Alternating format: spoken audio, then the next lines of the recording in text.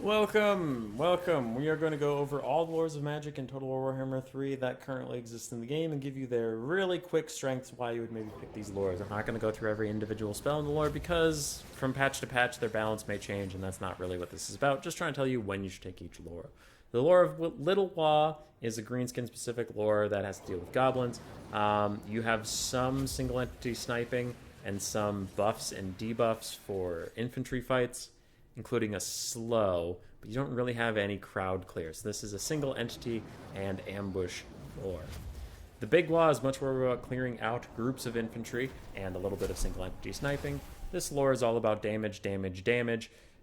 Not great buffs or debuffs for any duels.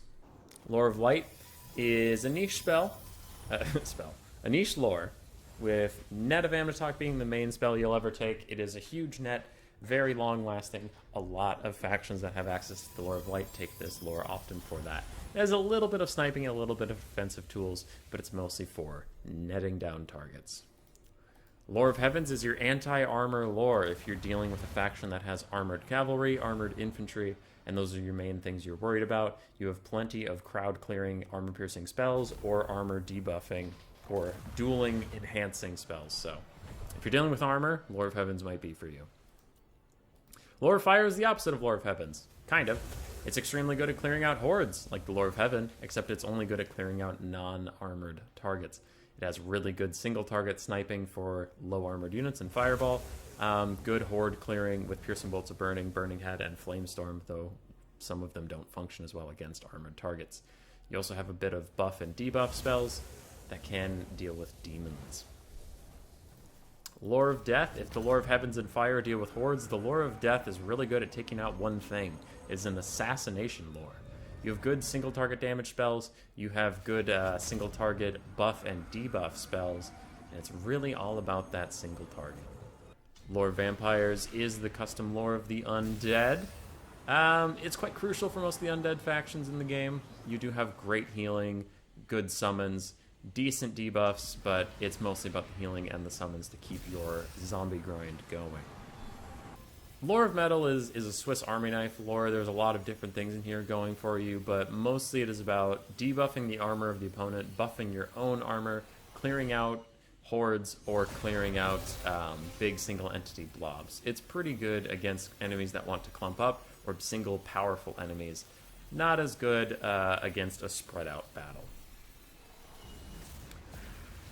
Lore of Shadows is another horde punishment tool. You have multiple AoE damage spells or line spells. You have some debuff spells for a little bit of lore sniping, and I guess some pretty decent rush tools, but mostly about clearing out large amounts of enemies quickly. Lore of Beasts supports rush factions quite well. Flock of Doom can kill a ton of infantry over time, but you just spam the crap out of it.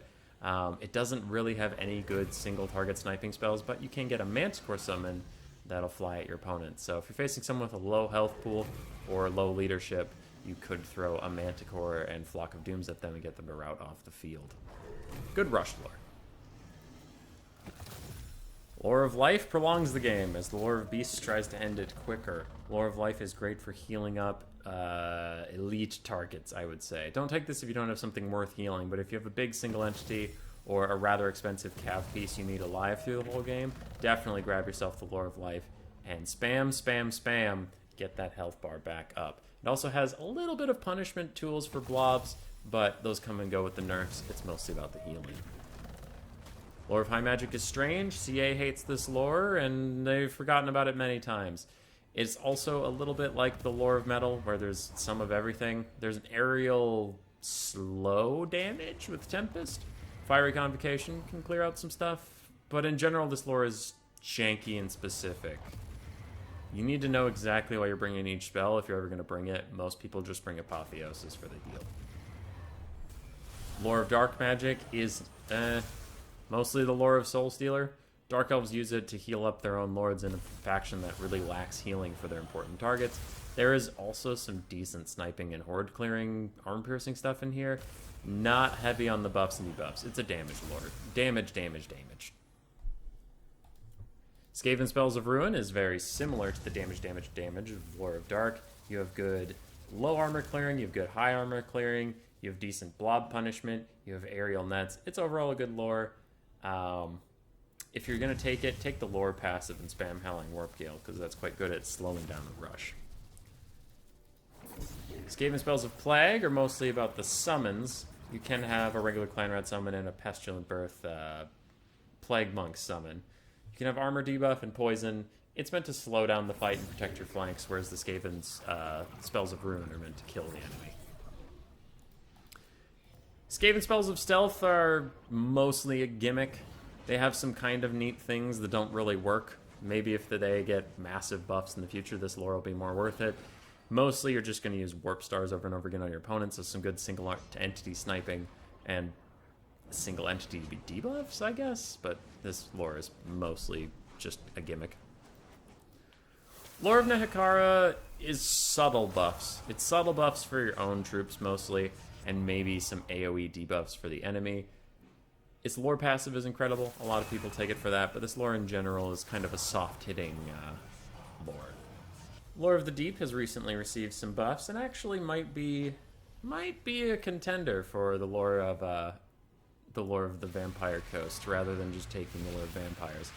Spiteful Shot can give you magic damage to tear apart demons. Other than that, you have pretty good horde clearing in Tide Call, Kraken's Pull, and Van Geist Revenge, depending on armored, single target, whatever.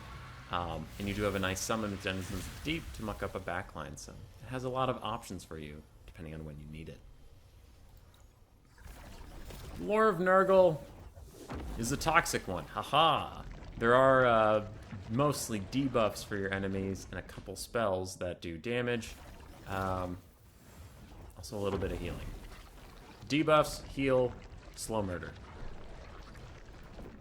The lore of Zinch is the lore of big damage. There are 4 out of these 6 spells deal damage. One of them does a little bit of Winds of Magic silliness, and the other one does lower leadership.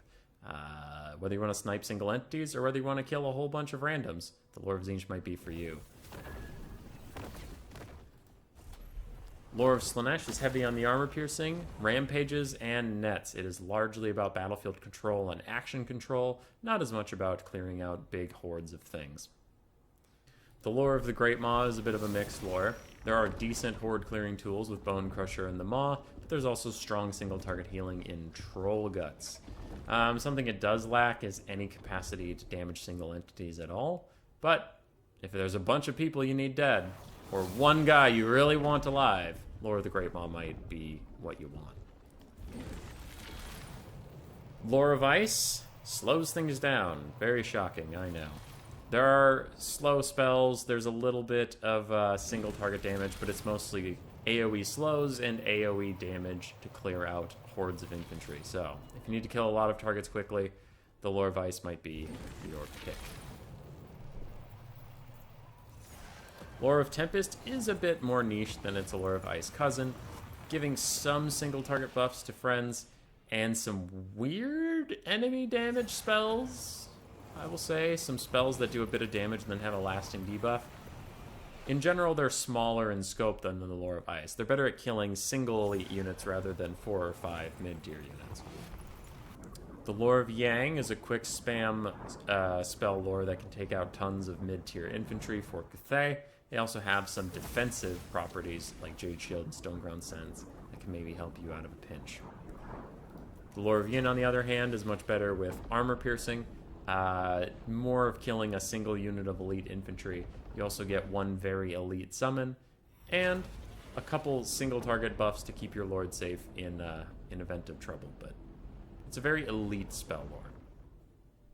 And that's it for the lores. Let's skip Deliverance of Itza and Cataclysm because they're not real. They're both kind of campaign things, or Lord Croak. But Lord Croak's is just one spell, 3 different sizes, so you get the point. I hope this was helpful in some capacity. Roar!